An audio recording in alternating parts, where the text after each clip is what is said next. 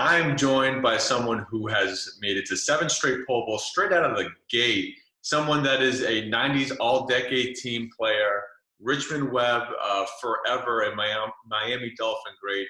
How's it going today, man? Steve, how you doing today? I'm glad to be on your show.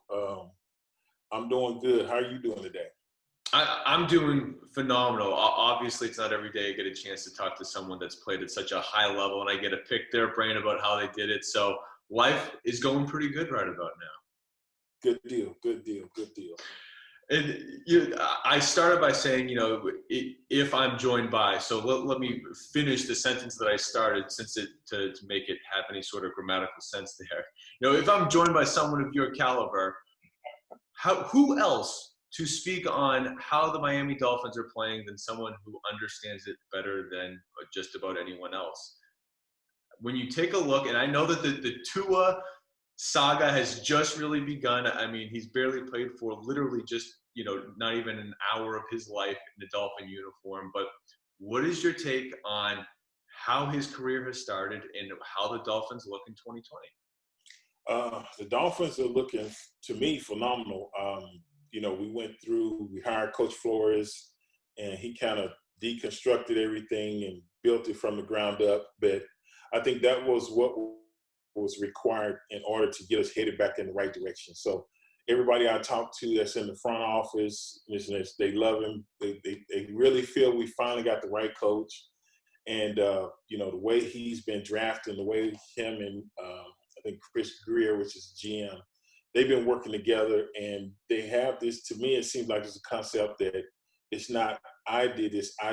It's a we type of thing where they work together for the best thing that's what's for the organization, and you can see it trickle down as far as the team.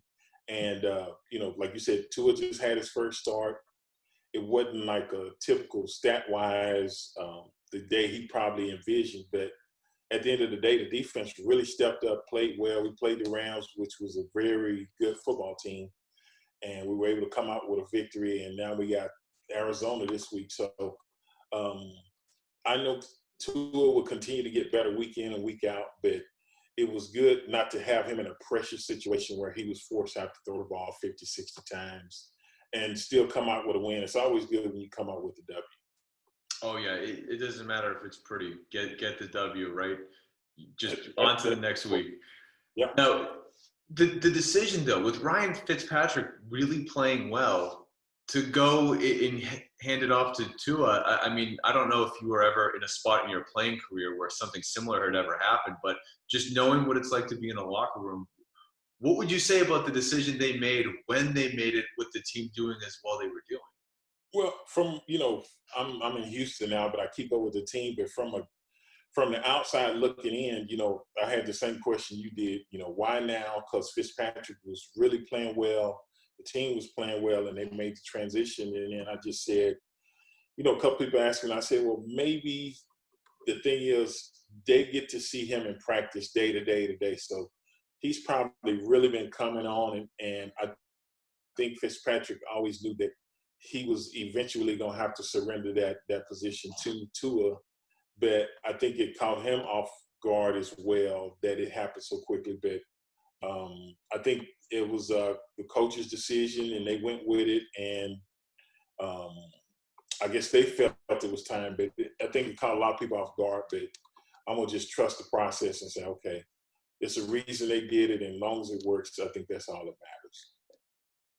And if for whatever reason it doesn't work, let's just say that the Fins lose the next 3 or go 1-4. If you're the coach, can you pull the plug on this experiment, or do you have to ride with this all the way through because when things were going well, you decided to change it up? Yeah, and I think and that's a great question, but I think what you really got to do is you got to evaluate the team. Why did we lose? Because you can put up great numbers and still lose offensively or vice versa. So it's several variables that go into winning and losing. So I think he'll evaluate that. I think as far as the Tua perspective, if the defense continues to play the way that they play, I know they want to see him make progression, but he can kind of be, to me, like a game manager. You don't want to just go out and just say, I need you to throw 300 yards, 3 touchdowns, this and that. If we're winning this and that, let's be smart, control the time of possession, this and that, mix in a little run, this and that, and just keep our defense off the field. And as long as you keep adding W's in the column, I think that's the thing. But even if we're not, if he's still making progress and heading in the right direction, I think they still stick with him and continue to go that way. And Tua, of course, is a lefty. So as someone that played left tackle, if you were playing, how much does it change your mindset playing to know that your quarterback is left-handed versus right, to know that you're going from blindside to play side? Yeah, I think as an offensive line, I know with Dan, it was he was a right-handed quarterback. But to me, Tua is the future, but for me, it was a little different. It was Don Shula and Dan Marino when I got there. I mean, he was already an icon. So my thing, whether I was on the right or the left, I just focused on, you don't want to be the guy remembered to get Dan Marino hurt. And that was part of my motivation. And that's what really drove me to kind of hone in and make sure I tried to do my best, every week in, week out, because just playing with a guy like that, him, the Mark brothers, the way they went about practice, they really taught me how to be a professional. So I learned a lot from those guys, and I owe a lot to them. So that was my main focus, not to get number 13 hurt, because I did not want to be remembered that way. And that's all the motivation anyone would need, right? No one wants to be that guy. But in your estimation then, would you say it wouldn't have mattered if it was a left-handed quarterback? You were just going to play the position the same way no matter what? It's never in the back of your mind which way he might scramble or be a little more prone to run toward? Yeah, and that was the thing with Marino. The good thing about Tua is, he will scramble, he will get outside the pocket, but Dan had some lower extremity issues to where he was just a pure drop back passer. He didn't hold the ball long, but a lot of times we would see blitzes and stuff like that, and teams didn't really worry about containing because they knew very seldom would Marino run. So, but he was always good about, going through his progressions and getting the ball out quick. So that definitely helped us out. But the main thing was just to keep him upright and giving him a chance. We knew if we gave him time, we'd have a chance to win football games, and we won a lot of them. You sure did. And you mentioned Don Shula, your first coach in the NFL. Can you just speak a little bit about the guy who won the most games ever in professional football? I mean, not that you could ever put it, eloquently in 2 minutes, but I mean, when you just think about him and his approach to the game, can you put it in a nutshell why he was so good? Literally one of the best, if not the best ever. Yeah, you look at Coach Shula, and I think he started in the late 60s, but the 60s, 70s, 80s, and 90s to have winning seasons, and not just every season, but every decade, and to maintain that type of longevity. But it was just, he was a very disciplined coach, demanded a lot of his players, and you had to be a smart player, and he always focused on the little things. Penalties, mental errors, making sure you knew your assignments. And a lot of times that would be the difference in sometimes us winning a game and losing a game, and not making, dumb mental mistakes or penalties to put you in a position to where instead of it's 3rd and 2, now it's 3rd and 12. So he really focused in, honed in on that type of stuff. But then even off the field, taught us about, we were more fortunate, being a professional athlete, this and that, but giving back, donating to charity, community service, this and that. So he was a well-rounded individual. And even after football was over, he was a great philanthropist. So he continued to do that, started opening up steakhouses. And I think he had the model, and it worked no matter whether he was a football coach or whatever he decided he wanted to do. And I think that's why he always had success. So one of the greatest men I ever been around, and taught me a lot tremendously. And I still use some of those values and things he taught back then and implemented in life today. So to be on the team when he ultimately steps away, what you're like you said, he's an icon when he leaves. But Jimmy Johnson is no slouch. Obviously, he's in the Hall of Fame as well. What was how did the locker room sort of take the changing of the guard when it comes to having one of the best ever leave and someone else come in? I mean, it's not very often that any team ever sees the best coach step away and have to then see if they can continue to win, which of course you guys were able to.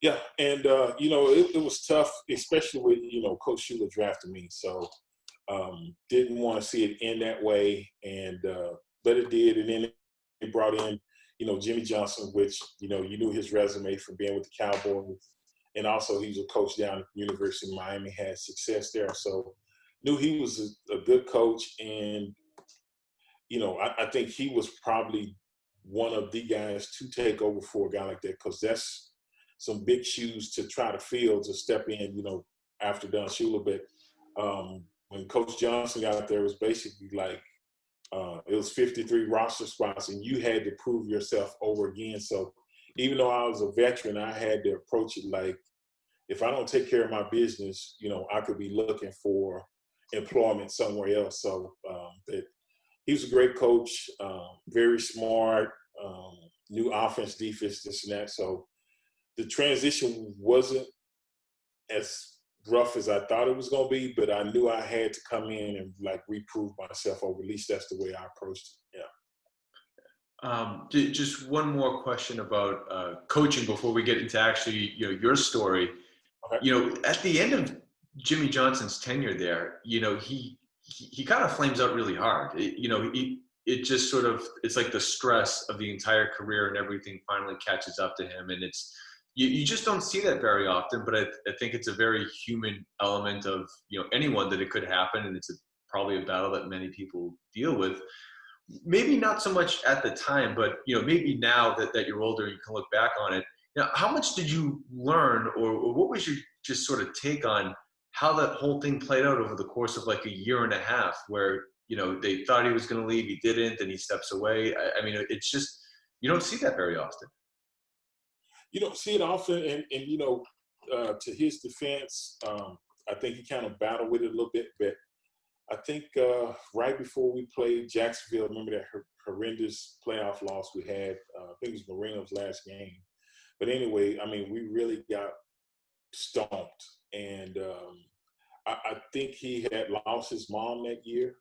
And I think it's just, maybe he reevaluated some things that, it's more important things to life than just, I think football had just consumed him, and the time you got to put in, and, I knew he had a couple of sons and that, so he probably didn't spend the amount of time with family that he probably felt he should have. But to be successful, you got to put that type of time in. So that was probably something he always battled. And then, if you lose someone like a parent, a lot of time that can definitely change your perspective on things. So I kind of thought about that afterwards and just said, I think that definitely weighed in and contributed a lot to, his decision. But, he went into, being an analyst for Fox and this and that, and he's always done a great job there. And I think that was more suited for him because he probably had more time to spend with loved ones and this and that. And I think he cherishes that more, and he probably doesn't regret getting out of coaching. No, I'm sure he doesn't. He seems like he's right at home in front of the TV camera. Now, part of all this success that these coaches were able to have is because there was a pretty good offensive line in Miami. So I wanted to back it up just a few years, maybe somewhere in the late 80s, where you're in college, you're, I don't know how highly touted of a recruit you were, but I mean, you work your way to being on Texas A&M. You start as a guard, you eventually move to tackle. I mean, it feels like, from an outsider's perspective anyway, that you had to grow a little bit into the left tackle position. It wasn't just something that seemingly you were naturally gravitating toward. So I just, to set the ground for how you have this career, what was the college experience like for you leading up to becoming, I think it was the 9th overall pick, a very high pick in the first round? Yeah, it's interesting. In high school, I was a two-way player, mainly defensive end. We played like a 52 defense. So defensive end and recruited as a defensive lineman. So signed on to Texas A&M as a defensive lineman. And man, I got there, I was deep on the depth chart and really wasn't making too much headway as far as getting a lot of time. So that spring of my second year, they said, we're thinking about moving you to offense. So I wasn't happy about it at first, but I said, well, hey, I just want to play. So I actually was a backup left tackle to a guy named Lewis Cheek, and he got drafted by the Dolphins a couple years before me, but I think he played there a year or two. And what happened was the left guard got hurt. So they moved me from the backup left tackle to left guard. And so played there a couple of weeks and then eventually won the starting role. And so I was there a year and a half and I'm very comfortable, this and that. And then about 2 weeks before the season started of my senior year, they decided to move me to left tackle, which I wasn't happy about because they said, well, we need somebody that can play the position and I guess the way I was looking at it is if everything works out, it's good. But if I bomb at it, my chance of making it to the NFL can just plummet. So wasn't happy about it, but actually turned out to be a good thing. And then I had a real good workout at the Senior Bowl and at the Combine. And then I went to the Senior Bowl and Buddy Ryan was my head coach at the Senior Bowl. And the funny thing about it was I went to the Senior Bowl and the first thing I walked up to him, introduced myself, and he said, yeah, I know you. I said, hey, I know y'all got me playing tackle, but I can really play guard. Why don't you let me play guard? And I was really politicking, trying to get him to let me play guard, but he listened to my whole spiel. He didn't interrupt me or nothing. And then he said, no, you're going to play tackle. He said, everybody wants to see you at tackle. And, that was some of the toughest practices I went through, going through the Senior Bowl. We lost pretty bad. I think I was on the South. The North beat us pretty bad. And but the practices is what really the scouts came to watch and see how you did this. And I can remember going one-on-ones, and it would be like 30 guys with legal pads, and they would just be wrapped around you. And I was like, man, I can't let this guy beat me because, they just absorbing all this in. But in my mind, I was still thinking, man, if they would just let me play guard, I could. I just didn't look at myself as really being a good tackle because I hadn't played it that long, and I was just more comfortable at the guard position. But it worked out, and that was the last.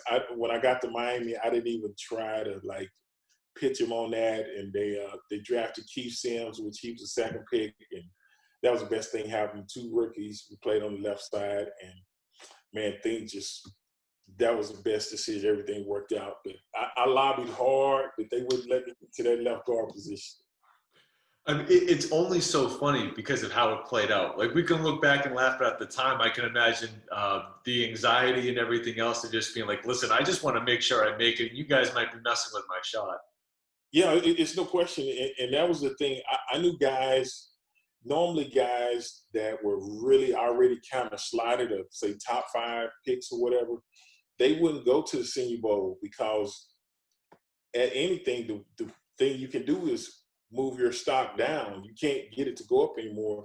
But me, I was, I think, somewhere around the first projected to be middle to late.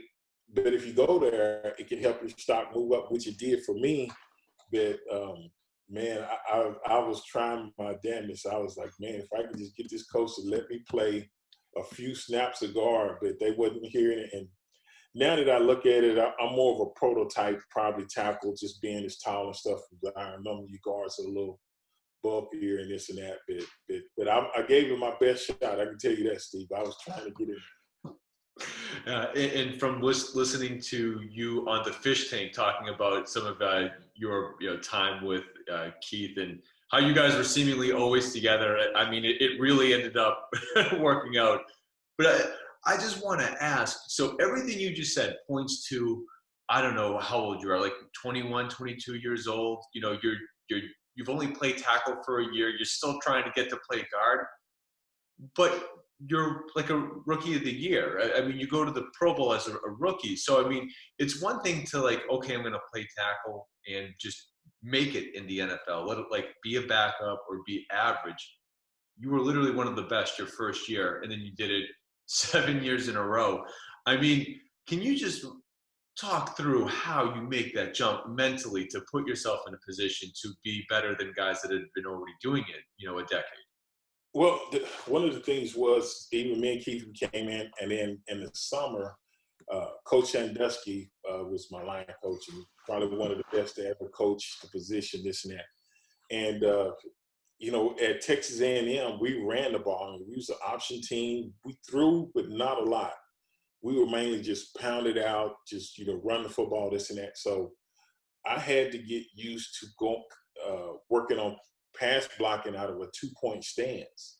So that summer, he really worked with me, this and that, and really helped develop me into the player I was. I mean, if it wasn't for him, I wouldn't have the success that I had. So he was very instrumental in getting me prepared. And then also we had maybe 4 preseason games. I think first game I played against Richard Dent,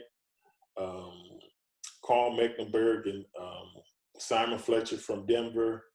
I played against Clyde Simmons from the Eagles, and then Chris Dolman from the Vikings. That was my preseason. So playing against guys of that caliber, the good thing was most of the time they didn't play no more than a quarter and a half, and then I get the other guys. But it was just enough to give you a taste of the speed of the game and the caliber of guys that you're going to face week in and week out. So that definitely helped. And we took all the reps in the preseason. I mean, Coach Shula must have knew that the 2 veterans that were starters, they held out the whole preseason deal. So we got a ton of reps, and I think that just helped us prepare us and get us ready for that. And that was another thing that, Coach Shula saw. Rather than just say we're gonna ease them in, he was like, "No, we're gonna get them ready to play." He didn't tell us that. We just said, "Hey, you're not coming out the game, so when they go in, you go in." So that's just how it was. Now, so it's one thing to, maybe get lucky that first year where, things just kind of fall in place. But can you just speak to the consistency? Because you just outlined like a murderer's row to start your career, but you're playing Bruce Smith twice a year. I mean, and that's outside of all the other guys in your era that absolutely tore it up. How were you able to consistently, because guys get tape on you, they figure out your tendencies. 7 years in a row, Pro Bowler. I mean, and all pros sprinkled in there as well. I mean, how did you keep that edge year in and year out to not let anyone gain any ground on you? Well, the main thing is just like you said. The good thing was I went to a team like Miami, and watching how Marino, Mark Duke, Mark Clayton, those guys approach practice, learning how to study film, learning that it's more than just a physical game. You got to, like you said, look for tendencies of guys you got to play against, this and that.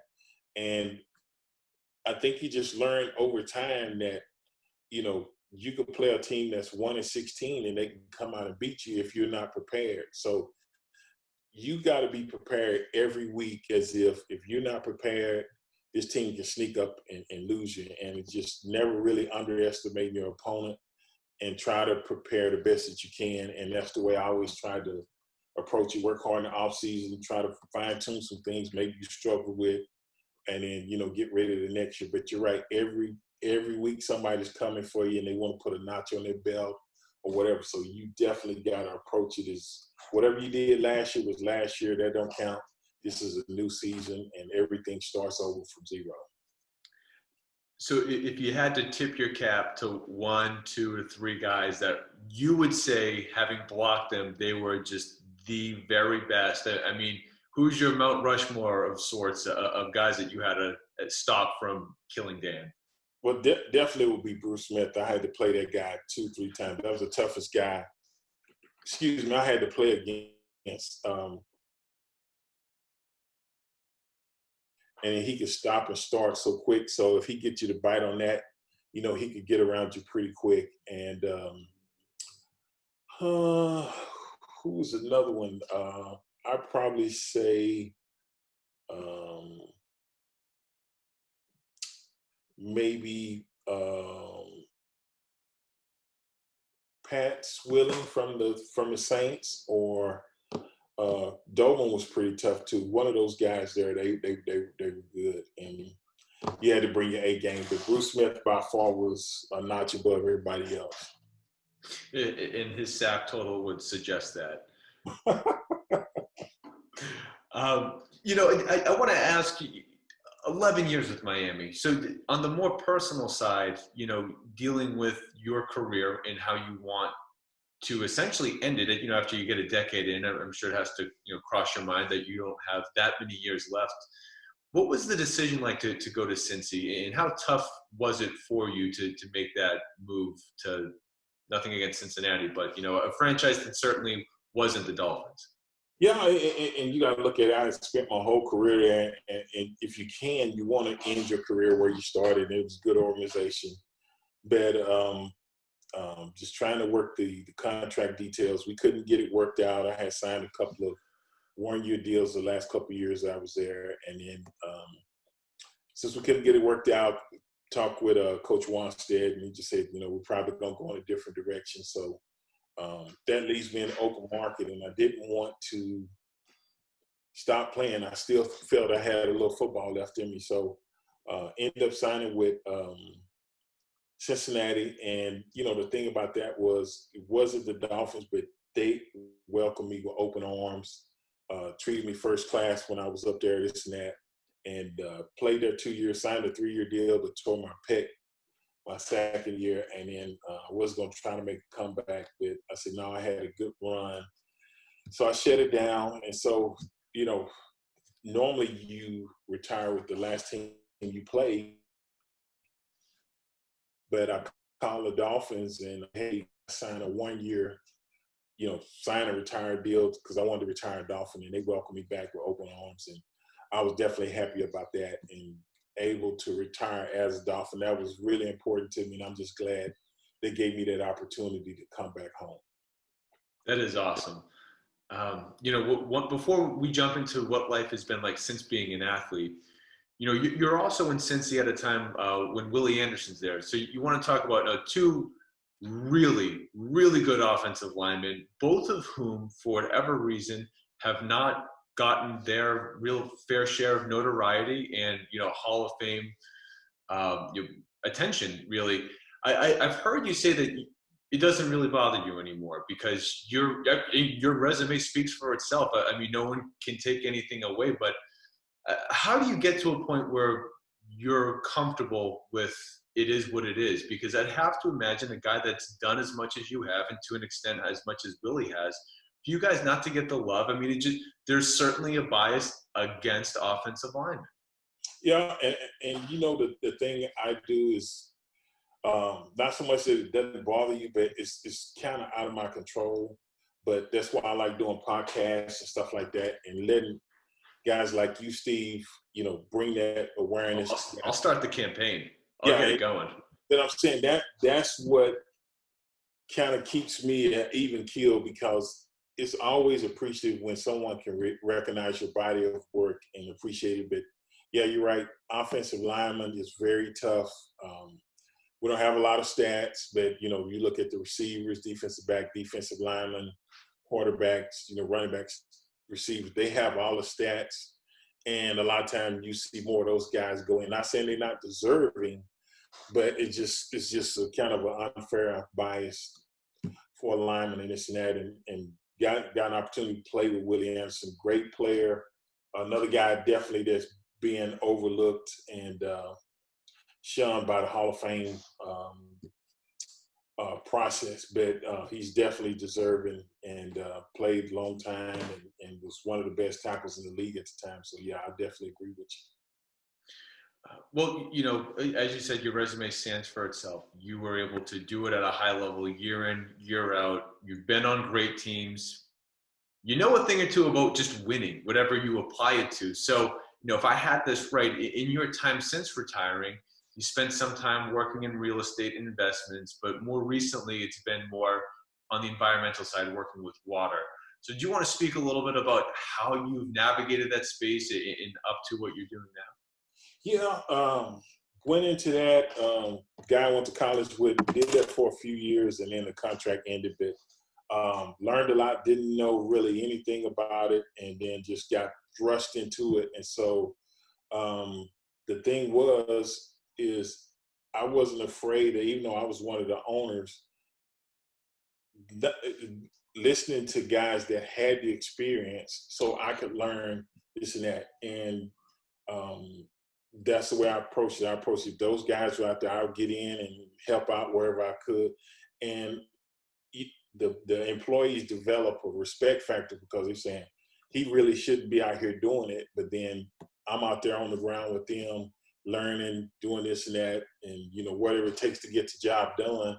It gives those guys appreciation for you and respect factor. And even working with the city of Houston, interacting, those people see you out there not just once a week, but I was out there 5, sometimes 6 days a week, pulling long hours with the rest of the guys, because if that's what it's take to be successful, then you just do what you got to do.